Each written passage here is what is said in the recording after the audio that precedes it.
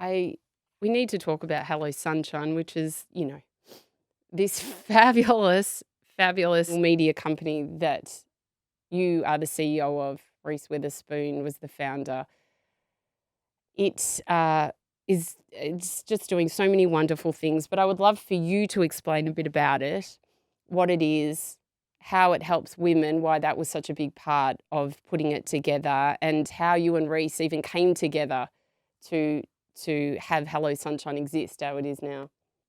Yeah, I feel, I guess probably about 6.5 years ago. It's interesting. I'd been like going to business school, and then it took me to starting a company with a couple of guys from MIT. And I was sort of at the intersection of media and tech and entertainment. That was where my real curiosity took me out of business school. And I decided to stay here in the US. And I ended up, at Fox and News Corp for a long time, and then working for someone I really admire, Peter Chernin, who'd been the COO of Fox for many years and then left to form his own company, the Chernin Group. And my job was running a venture called Otter Media, where we were Mm. building next generation media brands. So Crunchyroll, a global anime brand, full screen, a big creative business. And so and in LA, and Reese came into meet us because she sort of had this idea for a storytelling led brand for women. And we spent a lot of time as though in anime, comedy, gaming, a bit more male centric, but we'd been thinking for a couple of years, there's got to be a storytelling led brand for women. And so I met with Reese. It was one of these like right things, right time.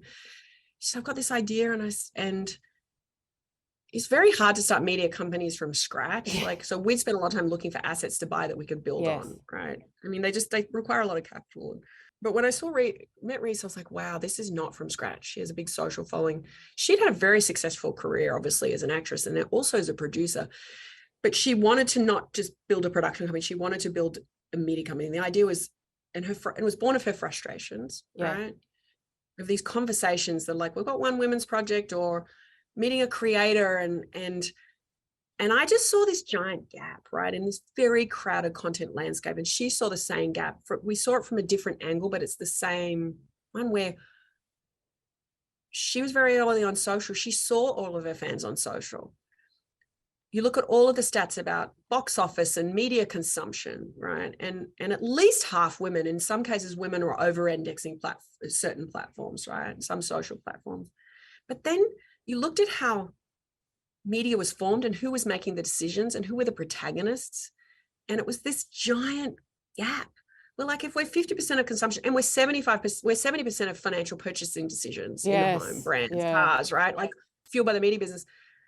But you have the stats where like 1 to 2% of venture capital is going to women founders, and you have less than 6% of directors are women, and all the stats at that time. And Reese just couldn't even get more than one project with a women.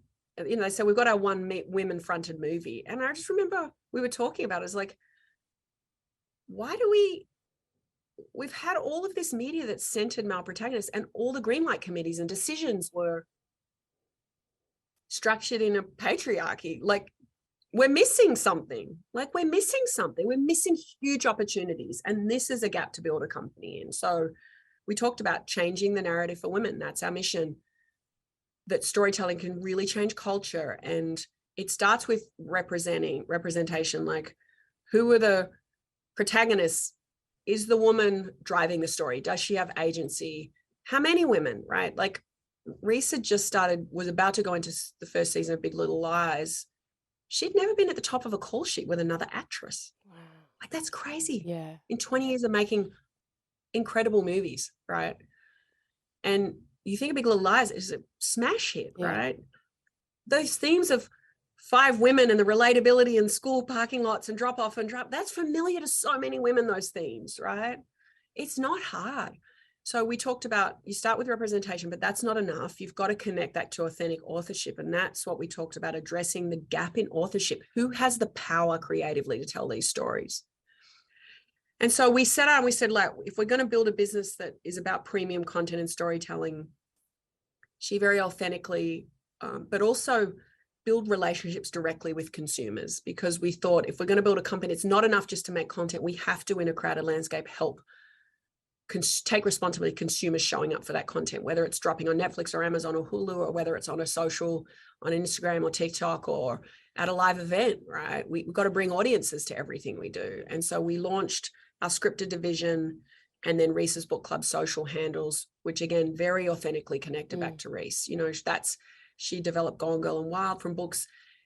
She's just a natural reader, like prolific. And so we said, let's just set an expectation and temple these books, knowing books very strategic for us to be able to, you know, 2 or 3 times a year option one of those books and go turn it into film or TV series. And that's the core that we built the company around.